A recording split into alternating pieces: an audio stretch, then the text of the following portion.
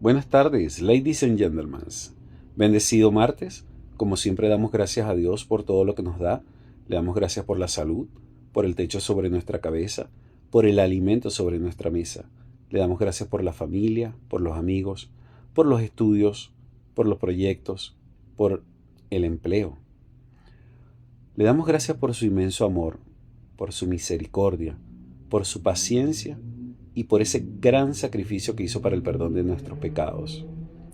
Hoy continuamos con el estudio del libro de Esdras y a la enseñanza de hoy le vamos a colocar como título la respuesta comprometedora. Para esto vamos a basarnos un poco en Esdras 6, versículos 6 al 10. Si los enemigos del Señor pretendían otra victoria, como la primera para detener la obra iniciada, con la interpretación del rey Darío de las memorias dejadas por Ciro, así como su decisión de continuarla, aquellos hombres regresarían avergonzados al tener que alejarse de los judíos y dejarlos terminar el sueño de sus vidas, que es la reconstrucción de su templo. He aquí la decisión del rey: dejad que se haga la obra de esa casa de Dios. La orden previa de Darío a los incitadores de oficio era para alejarse de esta gente, que no estorbaran más a la obra de esta casa de Dios. Las palabras alejaos de allí era una frase aramea oficial común. El edicto del gran rey Ciro se había dado y así se debía hacer. Darío es el nuevo rey usado por Dios para cumplir uno de sus grandes atributos, su soberanía. Dios es dueño de todo. Todos los hombres le pertenecen y al final Él puede usarlos para lograr sus fines. Mientras el diablo levanta sus instrumentos para ser enemigos de la obra del Señor, Dios levanta a los hombres menos pensados para cumplir y completar sus planes. Israel nunca estuvo desprovista de la mano interventora de su Dios. Observemos la vergüenza de los enemigos. Ellos no solo oyeron la orden del rey de no parar la obra, sino de proveerles de los recursos necesarios para hasta lograr su finalización. Esta fue la orden de Darío, que de la hacienda del rey, que tiene del atributo del otro lado del río, sean dados puntualmente a estos varones los gastos, para que no cese la obra. Esto significa que ellos mismos ayudarán en la reconstrucción pagando los gastos. Sigamos observando esta interesante historia. Aquellos enemigos, además de sacar de los tributos para pagar la casa, también deberían proveerlas de animales día por día para que ofrecieran sacrificios en el altar del nuevo templo, junto con la comida necesaria para los holocaustos. Y la vergüenza no podía ser mayor para los enemigos de Dios y su pueblo. Llama la atención la actitud de este rey pagano respecto al concepto de Dios. Cuando dice para que ofrezcan sacrificios agradables al Dios del cielo y oren por la vida del rey y por sus hijos. Benditos sean los gobernantes que reconocen a Dios y piden para él sus oraciones, pero también para su familia. Esta humillación agrada al Dios de los cielos.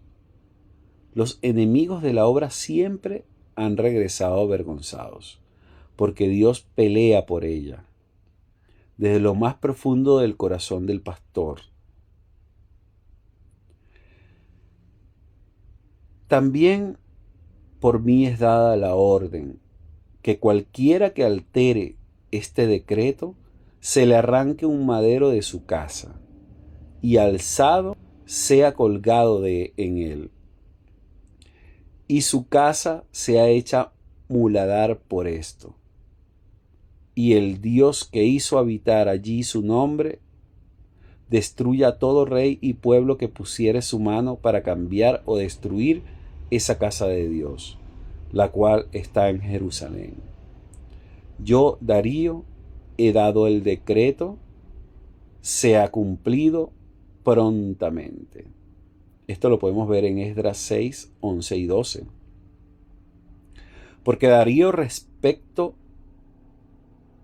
al decreto de Ciro, ¿por qué su postura tan radical en el cumplimiento de aquel viejo decreto? Darío reconoció la mano de Dios en los asuntos de los hombres. Aunque eso no lo convirtió en un adorador del Dios de los judíos, porque en su reinado él adoptó la religión del zoroastrismo. En este sentido, él tendría otro Dios, y es posible que quería una reconstrucción para su templo, parecida a aquella. La otra razón fue el respeto que daban los reyes sucesores a decretos de los reyes anteriores. La orden dada por Darío acerca de la reconstrucción del templo venía según los decretos medopersas, cuya pena por la falta de cumplimiento era la misma crucifixión. De allí vino esa temida y odiada muerte. Esta severidad de decreto de Darío no debe sorprender. Su amenaza con una muerte vergonzosa y con la destrucción y confiscación de la propiedad de cualquier infractor eran parte de los decretos reales de muchos imperios del antiguo cercano Oriente. Darío exigió el castigo al Dios que hizo habitar allí su nombre como rápido y severo. Se equivocan siempre los enemigos de la obra de Dios al pretender paralizarla o destruirla. Dios vigila y pelea por ella. Al final, por ser soberano, usará aún los instrumentos menos pensados, como el caso del rey Darío, para lograr sus fines. La Iglesia del Señor debe descansar en sus promesas y en la vigencia de su intervención, como estos casos de la historia. El Dios de ayer sigue siendo el mismo de hoy. Su mano no se ha cortado para bendecirnos. Yo, Darío, he dado el decreto, sea cumplido prontamente. Esta frase revela la importancia de un cumplimiento a cabalidad. Como era una orden precedida de semejante temeridad, y el rey esperaba que sus subalternos velaran por el cumplimiento de su edicto y la completa reconstrucción del templo de Dios en Jerusalén. Esto asegura a los judíos la fiscalización de la obra, pero sobre todo que nadie más iba a interrumpir el levantamiento de la casa de Dios. John F. Walwood y Roy B. Zook, hablando de la maldición de Darío sobre aquel que destruyera el templo, se cumplió de esta manera. Antíoco Epífanes, que lo profanó en el 667 a.C., murió demente 3 años después. Herodes el Grande, 37 años antes de Cristo, quien para vanagloriarse le añadió muchas cosas, pero luego enfrentó problemas familiares y murió enfermo. Los romanos, que lo destruyeron en el 70 después de Cristo, y luego su gran imperio cayó. O sea, todos estos que fueron contra el templo de Dios sufrieron esa maldición.